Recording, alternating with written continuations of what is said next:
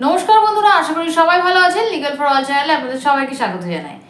বন্ধুরা, খোরপোশ কিন্তু প্রতিটি স্বামীর জন্যই একটি মাথা ব্যথার জিনিস এবং এই খোরপোশ অর্ডার কতটা কম করানো যাচ্ছে কিংবা খোরপোশ অর্ডারকে যদি বন্ধ করে দেওয়া যায় তাহলেই কিন্তু ম্যাট্রিমোনিয়াল কেসগুলোতে জেতার সুযোগ অনেকখানি বেড়ে যায়।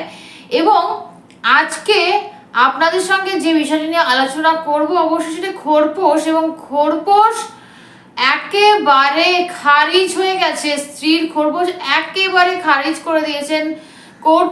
কি সেই ছিল রায় এবং কি কেস ছিল সেটা নিয়ে অবশ্যই কিন্তু জানবো। সঙ্গে থাকুন সম্পূর্ণ ভিডিও। বন্ধুরা, বেশিরভাগ ক্ষেত্রেই কিন্তু আমরা দেখতে পাই যে খোরপোশ যদি স্ত্রী পিটিশন করে, খোরপোশের পিটিশন করে, সেক্ষেত্রে কিন্তু ম্যাক্সিমাম ক্ষেত্রে কিন্তু খোরপোশ অর্ডার হয়ে যায়, যে কোনোভাবে কিন্তু খোরপোশ অর্ডার হয়ে যায়। এবং দেখা যায় যে 10% ক্ষেত্রে, মাত্র 10% ক্ষেত্রে কিন্তু খোরপোশের অর্ডার হয় না।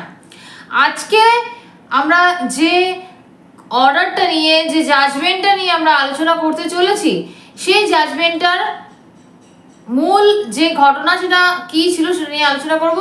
এবং আগেই আমরা বলেছি যে এক্ষেত্রে কিন্তু স্ত্রীর খোরপোশ একেবারে হাইকোর্ট খারিজ করে দিয়েছেন। এবং যারা এই ধরনের খোরপোশ মামলায় ভুগছেন, যে সমস্ত স্বামীরা, সেই সমস্ত স্বামীদের ক্ষেত্রে কিন্তু আজকের এই অর্ডারটা, আজকের এই জাজমেন্টটা খুবই গুরুত্বপূর্ণ।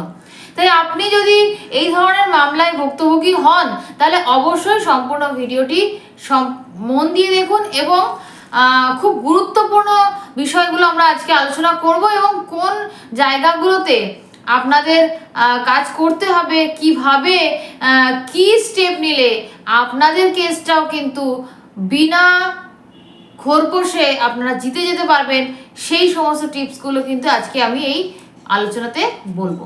তো আগে একটু আলোচনা করে নেওয়া যাক যে কি ঘটনা ছিল। এই যে কেসটি, এই কেসটির হাজবেন্ড এবং ওয়াইফ দুজনেরই কিন্তু আগে একটি বিয়ে ছিল এবং ওয়াইফ হাজবেন্ডের কাছে আগের স্বামীকে ছেড়ে চলে আসে, তারপরে দুজনে একসঙ্গে থাকতে শুরু করে এবং তারপরে কিন্তু বিয়ে করে নেয়। কিন্তু পরবর্তীকালে এই বিয়ের কিছুদিন পর থেকে কিন্তু তাদের মধ্যে একটি ঝামেলার সৃষ্টি হয়, দাম্পত্য কলহের সৃষ্টি হয়। এরপরে এই দাম্পত্য কলহের জেরে স্ত্রী কিন্তু একটি খোরপোশ মামলা করে এই দ্বিতীয় স্বামীর এগেনস্ট। কিন্তু যখন মামলাটি ফ্যামিলি কোর্টে ওঠে তখন দেখা যায় যে স্ত্রী তার আগের স্বামীকে ফর্মালি ডিভোর্স দেননি, অর্থাৎ তার আগের স্বামীর সঙ্গে কিন্তু ফর্মালি ডিভোর্স হয়নি। ফলে লিগালি এই দ্বিতীয় স্বামীর তিনি ওয়াইফ নন এবং একজন লিগালি ওয়াইফই কিন্তু পারে খোরপোশ পেতে। সেই কারণে ফ্যামিলি কোর্ট কিন্তু তার খোরপোশের এই পিটিশন নাকচ করে দেয়। এরপরে স্ত্রী এই জাজমেন্টে খুশি না হয়ে হাইকোর্টে পৌঁছান এবং হাইকোর্টও কিন্তু এই স্ত্রীর খোরপোশ নাকচ করে দেন এবং জানান যেহেতু তার প্রথম বিবাহ এই মুহূর্তে বর্তমান, যেহেতু সঠিকভাবে ডিভোর্স তাদের মধ্যে হয়নি, সুতরাং তার প্রথম স্বামী এই মুহূর্তে তার বর্তমান স্বামী এবং এই দ্বিতীয় বিবাহ তিনি যে করেছেন সেটি সম্পূর্ণ অবৈধ। এর ফলে তার এই যে দ্বিতীয় স্বামীর সঙ্গে সম্পর্ক কিন্তু বৈধ স্ত্রীর নয় এবং বৈধ স্ত্রী না হওয়ার কারণে তিনি খোরপোশের অধিকারী নন।